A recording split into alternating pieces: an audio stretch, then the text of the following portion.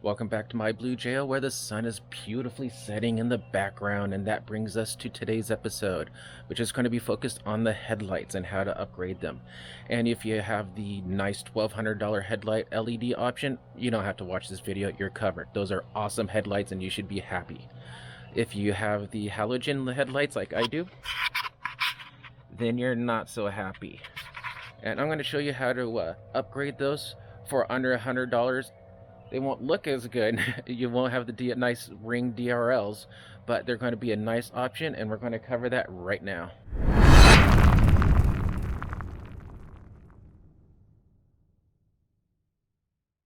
Before we dive into it, just a gentle reminder, if you love this content, make sure to smash that like button. It really helps me out. All right, let's go ahead and start off with my favorite part, the grocery list.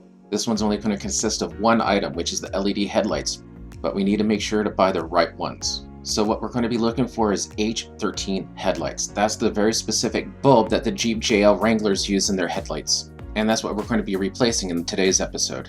The main problem is that there's quite literally hundreds of H13 LED light bulb options available on something like Amazon.com, ranging in prices from anywhere between $20 to $200. Now, I did a ton of homework to try to find the best mid-range option, and I think I found it.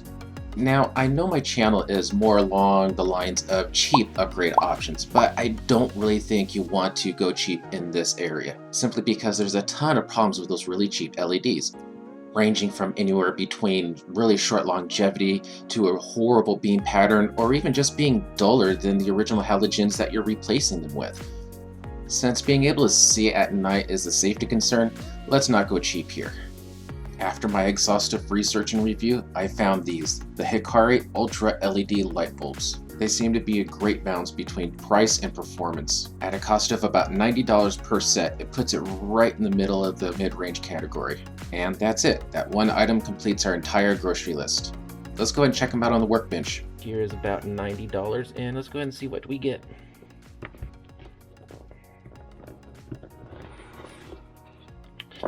Alright, some information, some literature, like whoever reads that. Let's get into the heart of things, and these are the LED projectors. Now, typically the halogens are going to look a little bit like this. This is a H7 bulb. The ones in the Jeep are going to be a little bit differently, but a lot of the light bulbs are going to look a lot like this. And this is an LED right here. So you can see we have, I think this is either a ballast, not a ballast. A ballast is for halogen, or no, not halogen. A ballast is for the HID projectors. I believe this is just to regulate the electricity, because instead of just a filament, these are LED chips. There's electronics, and there's even a fan to help keep the entire assembly cool. Now here's our LED light right here, and the chips are right here and right here on both sides, and that simulates what you see in the bulb. And that way, when it's in the housing, it's actually going to perform very much like a bulb, since these LED chips are in the same area as the filaments. And we're going to go ahead and make sure that it's actually working fine. And the beam pattern, that's one thing, is that with these LEDs is sometimes these chips are not in the right place, or they're in the wrong angle, and it'll really affect the beam pattern. And the research that I've done, you want this element to be as thin as possible to help emulate like a regular filament that has these lines on each side of the filament. So we're going to go ahead and tonight see how this performs in the Jeep. Now, I found one of the best ways to replace the light bulb is to actually take the entire light assembly out of the Jeep. And for that, we need to take off the front grille, which is super easy, and I've already covered it on the video of how to plasti dip your own grille. You just pop out the 6 retaining clips, pull it forward, and you're done. Now, with the headlight assembly exposed, all we have to do is remove these 3 bolts holding it into the frame. Just get your 8mm socket, and away we go. Once the 3 bolts are out, just move the assembly a little bit forward and disconnect the power. Now that we have the entire headlight assembly out, let's go ahead and take it on over to the workbench and check. Alright, as you just saw, I was able to get one headlight out. And what I'm going to do is install the LED bulb into one of my headlights and keep the other headlight as a stock halogen. That way we can get a side-by-side comparison at the same time instead of having to use some type of cuts or whatnot. So let's go ahead and take the halogen bulb out. Make sure that that surface doesn't scratch up my headlight. And you can access the headlight just by twisting this. This guy right here is for doing adjustments on the beam, but we shouldn't have to really deal with that. So just twist that out. This is a dust barrier and also moisture barrier. And here is the back of our bulb. If I remember correctly, just pull this tab out and then twist it around.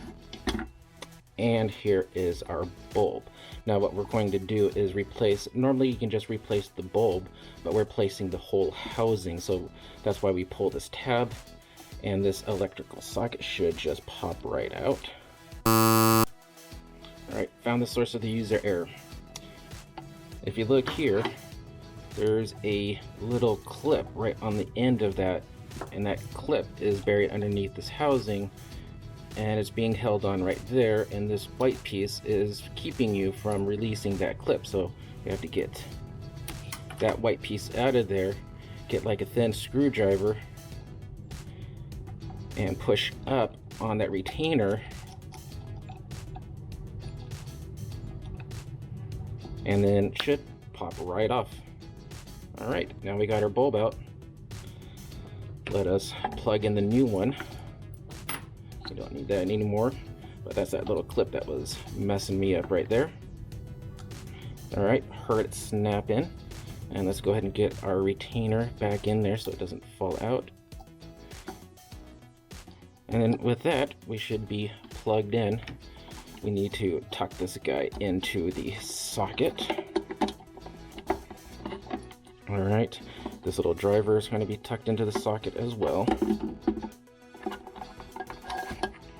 And then this goes into the open socket. Well, like an idiot, I just realized you can actually remove the holder from the bulb itself, and that should help. And yeah, it is keyed. You can see this pin right here is longer than the other two pins, and this receptacle here is longer than the other two receptacles. So this guy right here goes over here, and then twist it. We got some nice tabs over here to help you twist it.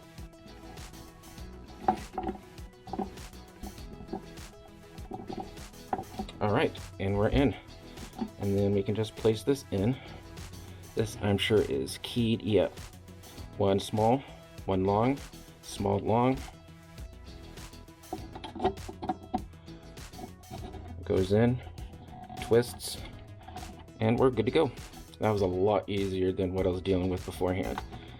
All right, everything is tucked and ready to go. One other trick that I found after reading the manual real quickly is that the diode should be facing in the left and right position. So we have our horizontal Jeep logo there, and you can see if we look at the diode right there, it's actually facing up and down. So what we can do is, before put it on the Jeep, is rotate it. I'm just reaching it back, rotating it, so that the diode now is facing left and right. So I don't know if you can see it back there, but now it is in the correct orientation for when we put it back on the Jeep. Installing them back on is really simple. Just reverse the process and you're good to go. Let's go ahead and test these bad boys out. You can see the new LEDs on the right hand side and the old halogen on the left. The new LED headlights make quite a difference. Let's go ahead and note a few things. First and foremost, how much brighter it is. The added luminosity is really going to help seeing things in the dark. And also not only just how bright it is, but the color of it. You notice the old halogens have more of a brown or warmer tone to it, to where the new LEDs have a more natural white light to it, or a cool look to them.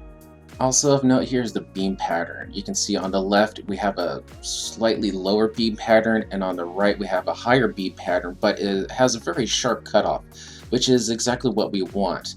Now it's easy to adjust the beam pattern if we have that nice harsh cutoff, but it's not easy if it's really a flooded light like we see in some of the cheaper versions of these LED headlights. Now let's talk about aiming these headlights, which is unfortunately something I think a lot of people tend to bypass to rather excruciating results to oncoming traffic. With great power comes great responsibility, so let's not blind our fellow drivers. Aiming your headlights is really simple. All you need is wall and a little masking tape. You can see here, all I did was mark the upper cutoff for both the halogen and the LED, and you can see right off the bat that the LED is actually quite a bit higher than the halogen. We need to fix that. Fortunately for us, Jeep gave us the perfect tools to fix this problem. Let's go ahead and take you back in time a little bit when we had this assembly on our workbench. And remember, I even pointed out the beam adjustment knob on the assembly itself. That right there is going to be our ticket to fixing these alignment issues. These wide adjustment screws are actually adjustable with the assembly installed into the Jeep. All you really need is a long enough screwdriver with a hex bit to adjust the lights.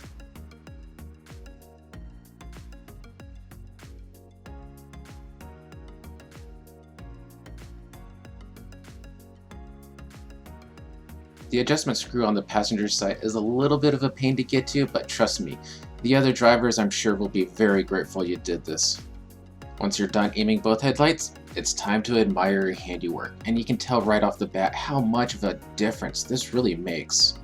These things are super bright and have a nice, clean, hard cutoff so you're not blinding all the oncoming traffic.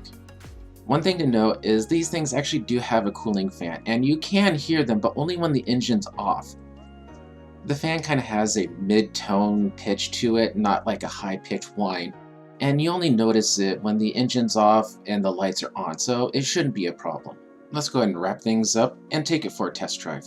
Now, as I drive through my neighborhood, I want you to notice a few things. First is the harsh cutoff, so that my main beams are not hitting any driver's viewpoints right now. Second is the great beam pattern, so that I can see a lot more of the road in the dark. And third, just the general brightness of it. I can see so much better with this setup over the standard halogen lights. So just to wrap things up, this upgrade is just shy of $100 and will save you about $1,200 versus the factory headlights.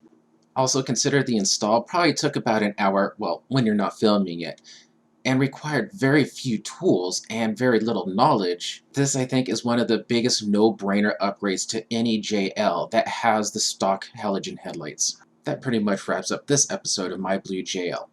If you like this episode, be sure to smash that like button. It really helps spread the word about my channel. Also, don't forget to subscribe for more content coming up. I have one of my biggest and most challenging upgrades coming up, so make sure you don't miss it. As always, keep the shiny side up, and I'll see you on the trails.